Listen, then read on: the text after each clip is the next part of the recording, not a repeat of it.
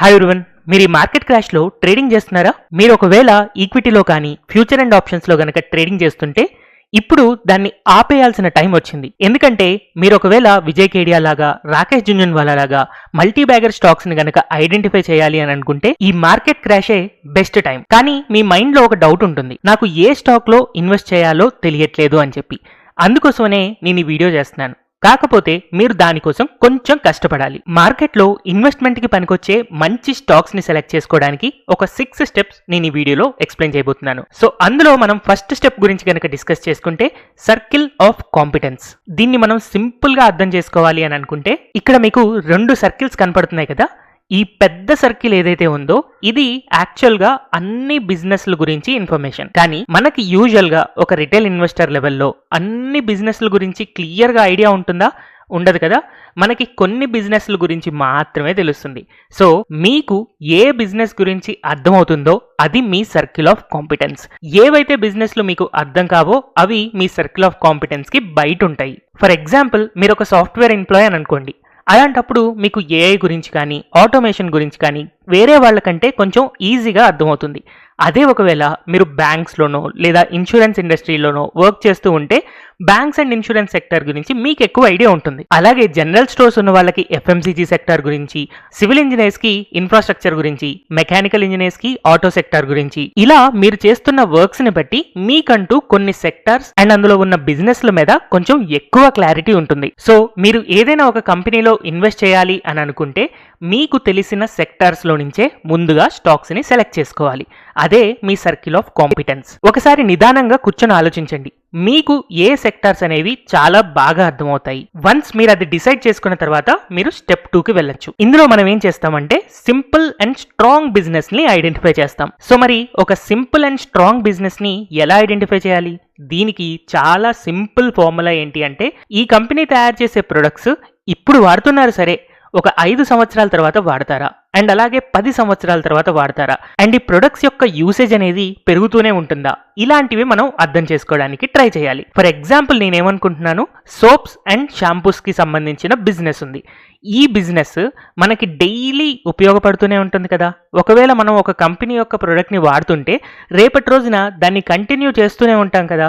Maybe number of population పెరుగుతున్న కొద్దీ ఆ రిక్వైర్మెంట్ అనేది పెరుగుతూనే ఉంటుంది. కానీ ఒకవేళ కిచెన్ యుటెన్సిల్స్ గనక అబ్జర్వ్ చేస్తే ఇప్పుడు మనం కొంటాం సరే, కానీ ఇమ్మీడియట్ గా మళ్ళీ దాని యొక్క రిక్వైర్మెంట్ వస్తుందా? రాదు. ఆ రిక్వైర్మెంట్ రావడానికి కొన్నిసార్లు 10 years, 15 years, 20 years పడుతుంది. అంటే ఈ కిచెన్ యుటెన్సిల్స్ యొక్క బిజినెస్ అనేది సోప్స్ అండ్ షాంపూస్ బిజినెస్ కంటే కూడా స్లోగా రన్ అవుతూ ఉంటుంది. కాబట్టి మీరు ఒక స్టాక్ ని సెలెక్ట్ చేసుకోవాలి అని అనుకుంటే ఏ కంపెనీ మంచి ఇన్వెస్ట్మెంట్ అవుతుందంటే సోప్స్ అండ్ షాంపూస్ తయారు చేసే కంపెనీ ఫాస్ట్ రొటేషన్ అవుతుంది. కాబట్టి ఇలాంటి కంపెనీస్ లో ఇన్వెస్ట్ చేస్తే మన డబ్బులు తొందరగా గ్రో అవడానికి ఛాన్స్ ఎక్కువ ఉంటుంది. వెరాస్ కిచెన్ యుటెన్సిల్స్ యొక్క బిజినెస్ లో గనక మనం ఇన్వెస్ట్ చేస్తే అలాంటప్పుడు మన మనీ అనేది గ్రో అవ్వడానికి కొంచెం తక్కువ ఛాన్స్ ఉంటుంది. సో మనం ఒక కంపెనీని సెలెక్ట్ చేసుకున్నప్పుడు దాని యొక్క ప్రొడక్ట్స్ ఎలా ఉంటాయి అన్న దాన్ని బట్టి మనం ఇలాంటి డెసిషన్ ని బెటర్ గా తీసుకోగలుగుతాం. అండ్ అలాగే ఇంకొక ఎగ్జాంపుల్ చూద్దాం.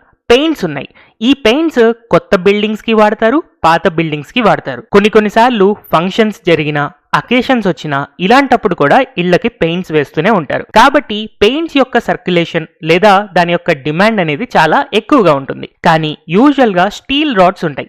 అలాంటివి కేవలం మనం కన్స్ట్రక్షన్ టైంలో మాత్రమే వాడతాం. రిపేర్స్ కానీ లేకపోతే రీకన్స్ట్రక్షన్ అప్పుడు కానీ స్టీల్ యొక్క యూసేజ్ అనేది చాలా తక్కువ ఉంటుంది. కాబట్టి ఇన్ఫ్రాస్ట్రక్చర్ ఇండస్ట్రీలో మనం ఒకవేళ ఇన్వెస్ట్ చేయాలి అని అనుకుంటే పెయింట్స్ లో ఫాస్ట్ రొటేషన్ అవుతుంది కాబట్టి పెయింట్ స్టాక్స్ ని సెలెక్ట్ చేసుకోవచ్చు. కానీ స్టీల్ యొక్క అవసరం ఎప్పుడో రేర్ గా వస్తుంది. గ్రో అవుతూనే ఉంటుంది కానీ స్లోగా గ్రో అవుతూ ఉంటుంది. అందుకోసమని స్టీల్ స్టాక్స్ లో మనం కొంచెం తక్కువ ఇంపార్టెన్స్ ఇవ్వచ్చు. ఇలా మీరు లాజికల్ గా ఆలోచిస్తూ కొన్ని సంవత్సరాల పాటు ఆ ప్రొడక్ట్స్ యొక్క డిమాండ్ అనేది ఎందులో పెరుగుతుంది అండ్ ఆ బిజినెస్ లో మీకు సింపుల్ గా అర్థమవుతున్నాయి అండ్ అలాగే స్ట్రాంగ్ గా కనపడుతున్నాయి అని అంటే అలాంటి కంపెనీలు మాత్రమే మీరు సెలెక్ట్ చేసుకోవాలి. సో మీ ఫస్ట్ 2 స్టెప్స్ లో ఏం చేశారు? ఒక కంపెనీ యొక్క సెక్టార్ మీద అండ్ అది తయారు చేసే ప్రొడక్ట్స్ మీద ఫస్ట్ మీకు ఒక అవగాహన కల్పించుకున్నారు. నెక్స్ట్ స్టెప్ 3లో మీరు ఏం చేయాలి అంటే ఆ కంపెనీకి ఉన్న ఎకనామిక్ మోట్ ఏంటి అనేది కనుక్కోవాలి. సో ఎకనామిక్ మోట్ అంటే ఏంటి? ఫర్ ఎగ్జాంపుల్, మీకు ఒక ఫోర్ట్ ఉంది. ఈ ఫోర్ట్ చుట్టూ గనక ఒక వాటర్ ఉంది అని అంటే అలాంటప్పుడు మీ కాంపిటీటర్స్ వచ్చి అటాక్ చేయాలి అని అనుకుంటే వాళ్ళు లోపలికి రావడానికి కొంచెం కష్టపడాల్సి వస్తుంది. సో మీ కాంపిటీటర్స్ మీ మీద అటాక్ చేయకుండా మీరు క్రియేట్ చేసుకున్న ఆ వాటర్ పాండ్ ఏదైతే ఉందో అది మీ ఎకనామిక్ మోట్ అవుతుందన్నమాట. దీన్ని టెక్నికల్ గా మనం మాట్లాడుకుంటే ఒక కంపెనీ దాని యొక్క ప్రొడక్ట్స్ ని చాలా తక్కువ కాస్ట్ కి ప్రొడ్యూస్ చేయగలుగుతుంది.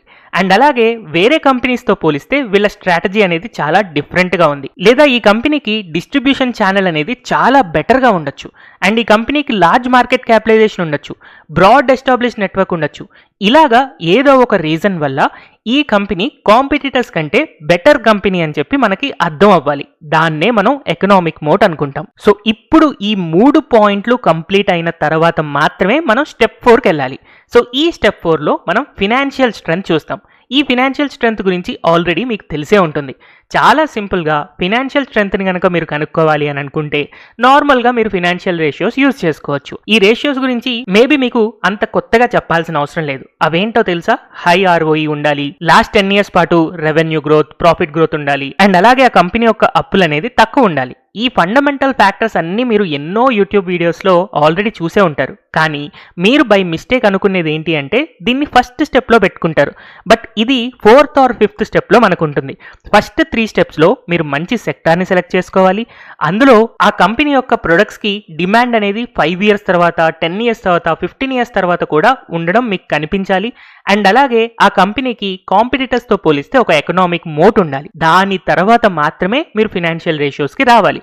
బట్ ఎప్పుడైతే మీరు డైరెక్ట్గా ఫినాన్షియల్ రేషియోస్కి వస్తారో మీరు 100% ఒక రాంగ్ స్టాక్ని సెలెక్ట్ చేసుకోవడానికి ఎక్కువ ఛాన్సెస్ ఉంటాయి. సో ఆల్రెడీ మీ అందరికీ ఈ రెవెన్యూస్, ప్రాఫిట్స్, ROE, డెట్ ఇవన్నీ చూడడం తెలుసు అని అనుకుంటున్నాను. బిగినర్ లెవెల్లో ఆల్రెడీ అన్ని యూట్యూబ్ వీడియోస్ దీని మీద కాన్సన్ట్రేట్ చేస్తూనే ఉంటాయి. అందుకని నేను నెక్స్ట్ స్టెప్కి వెళ్తున్నాను. స్టెప్ 5లో మీరు ఒక కంపెనీ యొక్క ఇంట్రిన్సిక్ వాల్యూని క్యాలిక్యులేట్ చేయాలి. అందరూ నార్మల్గా యూజ్ చేసే price to earnings, price to book value కాకుండా కంపెనీ యొక్క ఇంట్రిన్సిక్ వాల్యూని క్యాలిక్యులేట్ చేయడం మీరు నేర్చుకున్నారు అని అంటే అసలు ఒక కంపెనీకి అంత ప్రైస్ పెట్టి మనం కొనచ్చా లేదా అన్న క్లారిటీ మీకు వస్తుంది. అందుకోసమని ఇంట్రిన్సిక్ వాల్యూ ఫార్ములాని కూడా మీరు నేర్చుకొని ఆ కంపెనీకి దాన్ని అప్లై చేసి ఏ ప్రైస్లో కొనాలి అని ఫస్ట్ డిటర్మైన్ చేసుకోవాలి. అయితే ఈ ఇంట్రిన్సిక్ వాల్యూ ఫార్ములా గురించి అండ్ దాన్ని ఎలా యూజ్ చేయాలి అనే దాని గురించి నేను నా నెక్స్ట్ వీడియోస్లో చెప్తాను. నెక్స్ట్ సింపుల్గా స్టెప్ 6లో మార్జిన్ ఆఫ్ సేఫ్టీ కనుక్కోవాలి. సో మనం లాస్ట్ స్టెప్ 5లో ఇంట్రిన్సిక్ వాల్యూ కనుక్కుంటాం కదా. ఈ ఇంట్రిన్సిక్ వాల్యూ అనేది యూజువల్గా బిజినెస్ గ్రో అవుతున్నప్పుడు ఎవ్రీ ఇయర్ పెరుగుతూ వెళ్తుంది. సో ఇలా పెరుగుతున్నప్పుడు మార్కెట్లో ఆ కంపెనీ యొక్క ప్రైస్ అనేది ఇంట్రిన్సిక్ వాల్యూకి పైకి కిందకి ఇలా వెళ్తూ ఉంటుంది. ఎప్పుడైతే ఇంట్రిన్సిక్ వాల్యూ కంటే స్టాక్ ప్రైస్ అనేది చాలా కిందకి వెళ్తుందో అది మనకి మార్జిన్ ఆఫ్ సేఫ్టీ అవుతుందన్నమాట. కాబట్టి మార్కెట్ ప్రైస్ ఎప్పుడైతే ఇంట్రిన్సిక్ వాల్యూ కంటే చాలా కింద మార్జిన్ ఆఫ్ సేఫ్టీతో మనకు కనపడుతుందో ఇది మన బై జోన్ అవుతుందన్నమాట. అంటే మీరు ఒక కంపెనీకి ఈ ఇయర్లో ఇంట్రిన్సిక్ వాల్యూ క్యాలిక్యులేట్ చేశారు, అదొక 1000 రూపీస్ వచ్చింది అని అనుకోండి. ఇప్పుడు ఆ స్టాక్ 700 రూపీస్ దగ్గర ట్రేడ్ అవుతుంది. దాదాపు ఒక 30% కింద మార్జిన్ ఆఫ్ సేఫ్టీతో మనకి ఆ కంపెనీ అనేది కనపడుతుంది. కాబట్టి ఈ 700 రూపీస్ అనేది ఆ కంపెనీ యొక్క బై జోన్. కాబట్టి 700 రూపీస్కి వచ్చేదాకా మనం వెయిట్ చేయాలి అన్న క్లారిటీతో మనం ఉంటాం. ఒకవేళ ఆ కంపెనీ కనుక ఒక 1400 రూపీస్ దగ్గర ట్రేడ్ అవుతుంది అని అంటే ఇంట్రిన్సిక్ వాల్యూ 1000 రూపీసే, ఇప్పుడు 1400 దగ్గర ఉంది కాబట్టి కొనకూడదు, మనకి మార్జిన్ ఆఫ్ సేఫ్టీ ఉన్న తర్వాత మాత్రమే కొనాలి అని చెప్పి వెయిట్ చేస్తాం. యూజువల్గా ఇలాంటి మార్కెట్ క్రాష్లో ఇంట్రిన్సిక్ వాల్యూ కంటే స్టాక్ ప్రైజెస్ ఎప్పుడైతే కిందకి వచ్చి మార్జిన్ ఆఫ్ సేఫ్టీని మనకి సాటిస్ఫై చేస్తాయో అప్పుడు మనం ఆ స్టాక్స్ని కొనుక్కుంటే మల్టీ బ్యాగర్ స్టాక్స్ని మనం ఈజీగా ఐడెంటిఫై చేయగలుగుతాం అండ్ మంచి లెవెల్స్లో అక్యుములేట్ చేసుకోగలుగుతాం. ఇలా ఈ 6 స్టెప్స్ అన్ని యూజ్ చేసి మనం ఒక మంచి స్టాక్ని సెలెక్ట్ చేసుకొని బై చేసిన తర్వాత 7th స్టెప్లో మనం చేయాల్సిందల్లా లాంగ్ టర్మ్ పాటు దాన్ని హోల్డ్ చేసుకొని ఉండడమే. అయితే ఈ షార్ట్ డ్యూరేషన్లో చెప్పిన 6 స్టెప్స్ మీకు అంత క్లియర్గా అర్థం అవ్వకపోవచ్చు. కాకపోతే ఈ 6 స్టెప్స్ గురించి నేను రాబోయే వీడియోస్లో ఒక్కొక్క స్టెప్ ఒక్కొక్క వీడియోలో చాలా క్లియర్గా ఎక్స్ప్లెయిన్ చేయబోతున్నాను. హోప్ ఈ వీడియో ద్వారా మల్టీ బ్యాగర్ స్టాక్స్ని ఐడెంటిఫై చేయడానికి ఎలాంటి ప్రాసెస్ ఫాలో అవ్వాలి, స్టెప్ బై స్టెప్ మనం ఎలా నేర్చుకోవాలి అనే ఒక బేసిక్ ఐడియా అయితే మీకు వచ్చింది అని అనుకుంటున్నాను. కమింగ్ వీడియోస్లో ఒక్కొక్క స్టెప్ని మనం చాలా క్లియర్గా నేర్చుకుంటూ ఈ క్రాష్ ఆపర్చునిటీని వాడుకుంటూ మంచి స్టాక్స్ని ఎలా సెలెక్ట్ చేసుకోవాలి అనేది నేర్చుకుందాం. సో ఈ వీడియోలోని ఇన్ఫర్మేషన్ కనుక మీకు నచ్చినట్టయితే don't forget to like, share and subscribe to Telugu stock channel. Next వీడియోస్లో ఇలాంటి మంచి ఇన్ఫర్మేషన్తో కలుద్దాం. Thank you everyone. Shampoos business కంటే కూడా స్లోగా రన్ అవుతూ ఉంటుంది. కాబట్టి మీరు ఒక స్టాక్ని సెలెక్ట్ చేసుకోవాలి అని అనుకుంటే ఏ కంపెనీ మంచి ఇన్వెస్ట్మెంట్ అవుతుందంటే సోప్స్ అండ్ షాంపూస్ తయారు చేసే కంపెనీ ఫాస్ట్ రొటేషన్ అవుతుంది. కాబట్టి ఇలాంటి కంపెనీస్లో ఇన్వెస్ట్ చేస్తే మన డబ్బులు తొందరగా గ్రో అవ్వడానికి ఛాన్స్ ఎక్కువ ఉంటుంది. వేరాస్ కిచెన్ యుటెన్సిల్స్ యొక్క బిజినెస్ లో గనక మనం ఇన్వెస్ట్ చేస్తే అలాంటప్పుడు మన మనీ అనేది గ్రో అవ్వడానికి కొంచెం తక్కువ ఛాన్స్ ఉంటుంది. సో మనం ఒక కంపెనీ